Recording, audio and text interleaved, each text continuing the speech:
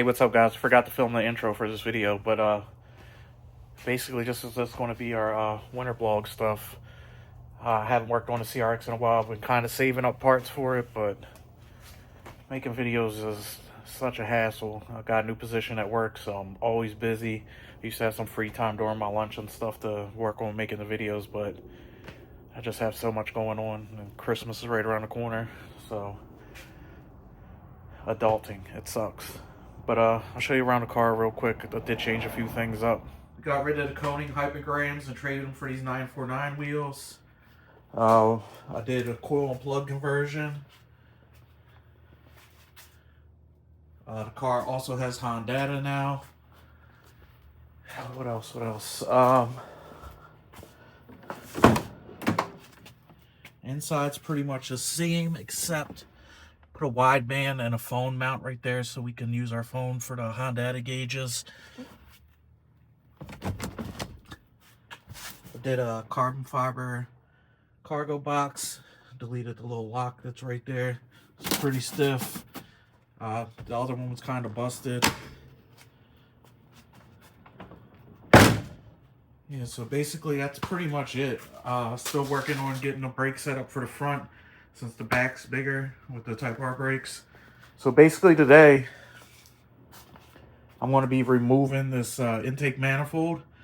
And I know I didn't make a video on this, but this is my ported H22 manifold. It's got a 70 mil throttle body, port matched. The butterflies have been deleted and all this has been cut open. I think I have a picture I can post it here. But everything's been smoothed out. So this should help the car breathe a lot better. I made a little block off plate for this. Shaved a little bump off the top and all the extra little tabs and brackets and just wrinkle blacked it. Should look pretty decent. But I also have some Honda gaskets for that. So this car is going to be really tight to work on, I feel like. I also want to replace the booster to an Integra size booster. You can see that little guy right there. I have this one here, just have to clean it up. But this is so much bigger.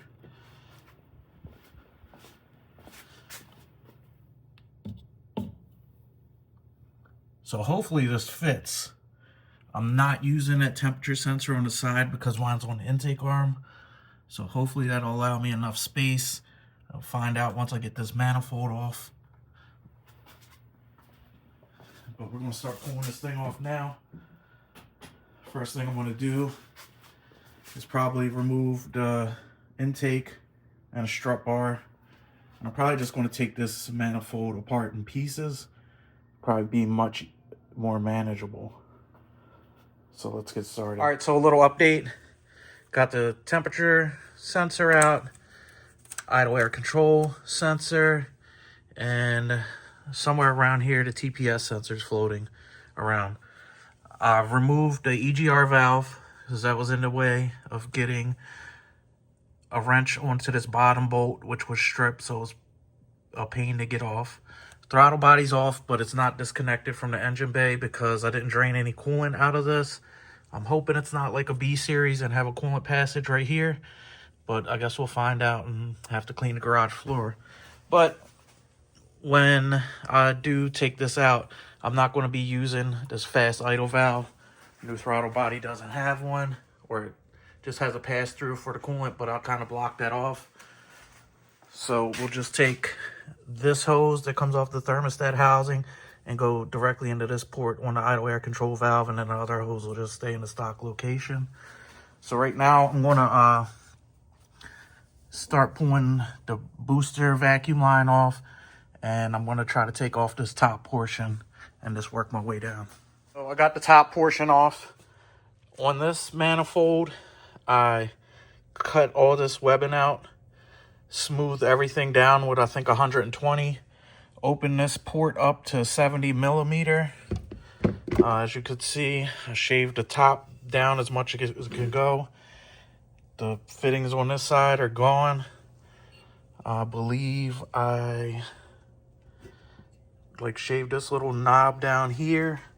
Smooth all this out. This back bracket right here is gone. For the butterfly plate, have it draining in this trash can. There's like some coolant or oil on here, which I have no clue how it would have got there because those little pockets are sealed. But on the manifold I did, I cut all this out, drilled and tapped the holes, put bolts through it, and then smoothed everything down. And as I was shaping it, I would take this top section and set it against the top half and make sure everything's real smooth. Then I will move this to the bottom half so the transition was really smooth. On the lower portion, I cut all these out. It has the divider line coming down here, but I kind of like curved it in and not to a sharp point, so the air would just kind of roll over it instead of just being a blunt stop. I filled this temperature sensor hole, threaded it, tapped it, so if I ever get rid of the manifold and somebody wants to use it and uses that style temperature sensor, they can just back the bolt out. Now I'm looking at this fuel system. I don't know, it's kind of janky to me. They just have a hose coming around here to here. That's the feed. And then I guess this is just the return. I'm so used to looking at B series stuff where this would normally come this like right on the side of the fuel rail and then right back over there. So I haven't really looked into H fuel rails, but I might now because I don't like the way that this is so looped around. It's like 3 foot of hose. So I'm going to continue taking this off. I'm just going to pull the fuel rail and stuff off so I can get to the bolts, and then I'll take the top half of the bolts off and then see if I could just leave this fuel rail in here without disconnecting the fuel system. If not, it's not a big deal. I should probably change that fuel filter anyway. So we got the bottom portion of the intake manifold off. Kind of a pain in the butt with all the stuff underneath of it to get a wrench in there, but I got it out. Gasket came off in one piece, which I'm pretty happy about. I am a little bit worried though that I sealed this one all together. I don't want to take it apart, but when I was taking this one out, this part right here was getting really close to the firewall, right here where it bumps out. And I do plan on running the Honda intake manifold gasket. So I'm going to have to do a longer stud. So I'm hoping that I'm not going to have an issue with clearance. Just put the thermal gasket on the throttle body of the intake manifold. So I wanted to check if the thermal gasket for the manifold would actually work without changing out the studs. And you can see here's the stud sticking out, and I tighten one down and it's flush. If I put the longer studs in, it's going to be like a 1/2 inch longer. You can see it is really tight back here between the firewall and this manifold, so you don't have tons of space. So I'm glad that worked out. I'll just save the studs for something else. So I'm going to pull that back off, just set that aside. We're actually going to move on to pulling the dash out the car. All right, so the reason that we're going to end up taking the dash out is because we're going to get rid of this cable setup. The pedal doesn't feel nice to me coming from the Integras and the factory hydro cars. So I have like this bracket down here, and the cable pulls up on the bracket, and it's like a cantilever setter, I guess. So it pulls it up, and it basically just pushes this little bracket to push the clutch fork in. So I'm gonna have to pick up a slave cylinder. Not a big deal, probably like 20 bucks.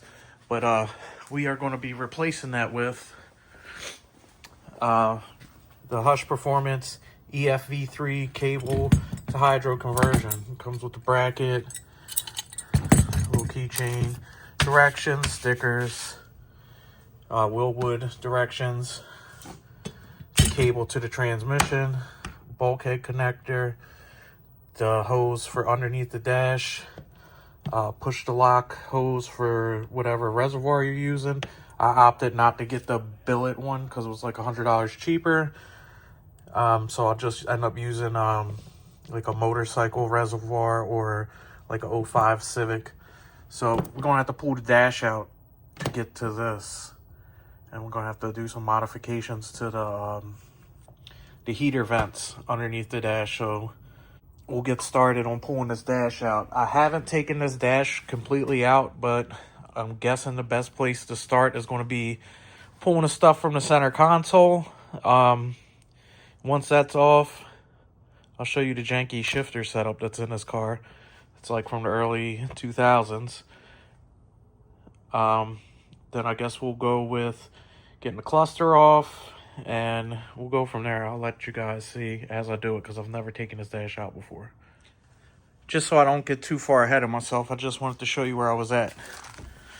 Here's a screw that has a cover here. Take the screw out, and there's going to be a 10mm bolt there. I took out the gauge pot I had here because I wasn't sure if it was screwed into the vent or not. Right underneath it here, you want to wiggle the selector piece off, the little knob, and then just take like a pick. There's going to be a surround, just pop that off. There'll be 2 screws behind that, and then this whole selector piece will be loose. Gauge cluster, the cover is going to have 2 screws behind it. You're going to have to pop off 2 little covers. Once you get those 2 off, there's going to be a screw going underneath the cover here and here. When you get to the cluster, you got 1, 2, 3 plugs to unplug, and the speedometer thing. And then there's 1, 2, 3, 4 screws, and that comes off. I did find a piece of paper from 2010. It's probably the last time this cluster was off, and it was missing one of the pieces, and I believe this is it right here. Just noticed that. So this cluster was out in 2010 apparently, unless this car has mice in it, which I haven't seen. Center console's off. I was telling you about the shifter's real janky. This is like, talk to a lot of guys on the forums. This is how they used to do H-swaps back in the day. The whole shifter mechanism is actually in the exhaust tunnel. So I hate this because the shifter's so short. Like once the console's on, you only have like this much sticking up out of it. That's why I run that Circuit Hero shift knob, because it's longer. So I may do something about this too, but that means I gotta pull the carpet back out. But we'll worry about that when we get to that part. So right now there's a 10 underneath of there I'm gonna take out. Up in the middle right there, that cover pops off. There should be a 10 there. The glove box has to come off. There's another one of these vent screws on that side, and I will let you know if there's anything else. All right, well, so it was the same deal with this vent on this side.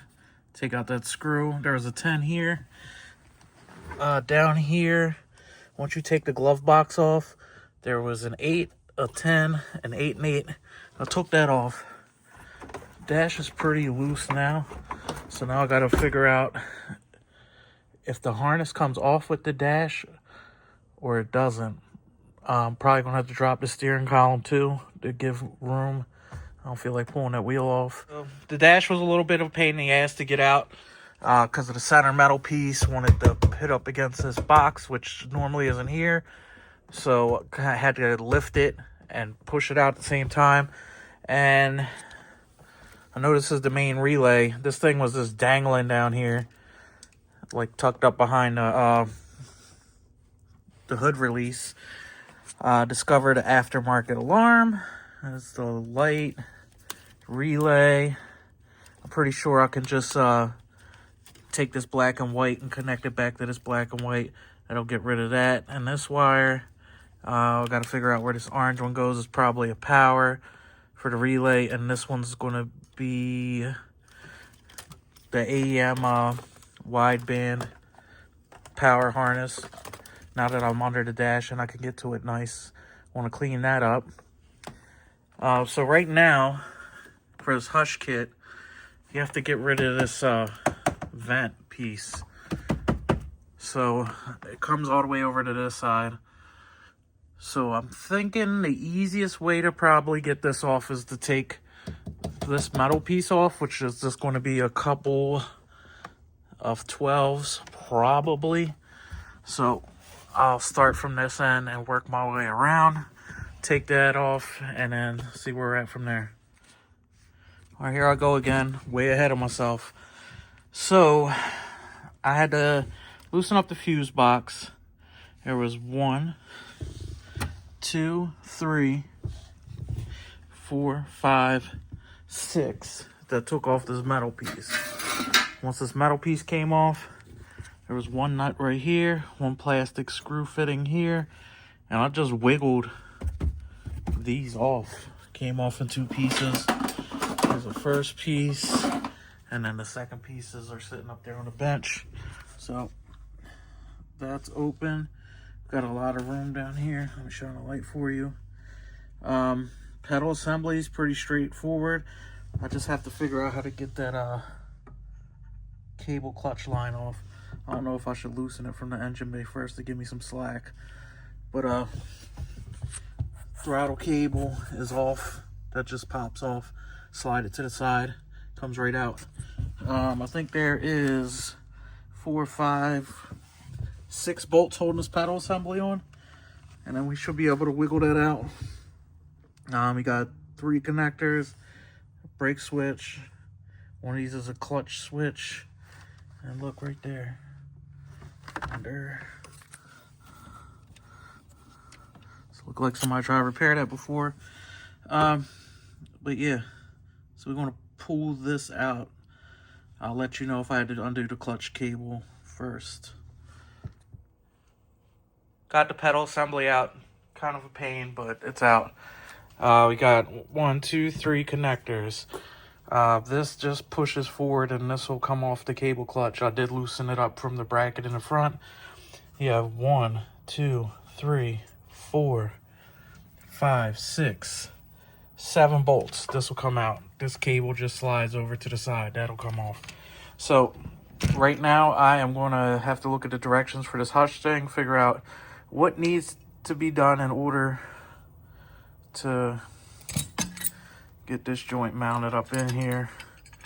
Everybody says this thing's pretty self-explanatory. I believe it's going to go on something like this, but we'll figure that out in a few minutes. All right, since the pedal assembly's out, I'm just kind of putting a brake on this hutch stuff for a minute. I have some other stuff I wanted to look at. But for you guys that have these cars, my car is a HF or HX or whatever. So the brake booster is super tiny, like really, really small. So I wanted to know if an Integra one would work with the H series. I know it'll work with a B series. I talked to some guys on CRX community, and this actually does work. Super tight fit with the H, but if you are going to run an H, you need to run what do they call it? The intake air temperature sensor on the throttle body arm, like this is. So I won't have that problem. I already have mine capped off right here, so this will clear. So I'm super stoked about that. I have to go and look in my shed of parts to see if I have a master cylinder, and I want to see how much clearance I have to this. I will have to bend new brake lines, or maybe I'll just order some AN-3 lines and convert the 2 lines to AN. Be a lot easier, and I don't have to bend anything. But I'm super stoked about that. I just checked my parts shed, and I do not have a master cylinder, which I could have swore I did, but it's not a big deal. I would replace it for new anyway. So I'm going to order one. I just measured it off the Integra, and it comes out about 5 3/4 from here. So that will put me right about this area here. So that's going to clear. So what I'm going to end up doing is probably just ordering that, and I got to order the slave cylinder anyway. So I'll probably hit Rock Auto up for those, or I'll see how much Local Advance has it for, and then we'll keep it going from there. So this is pretty much where I want to wrap up this vlog for this weekend. next weekend we'll be back at it again, trying to take care of some more stuff. Hopefully the rest of the parts that I order come in soon. I would like to get that clutch pedal assembly done next week. But yeah, if you enjoyed the video, leave a thumbs up, comment if you have any questions. This car's probably going to be down for the rest of the winter. I don't know what's going to go on with this car, and at some point I would like to mess with that car. But until next time, like, comment, subscribe, and I'll catch you guys in the next one.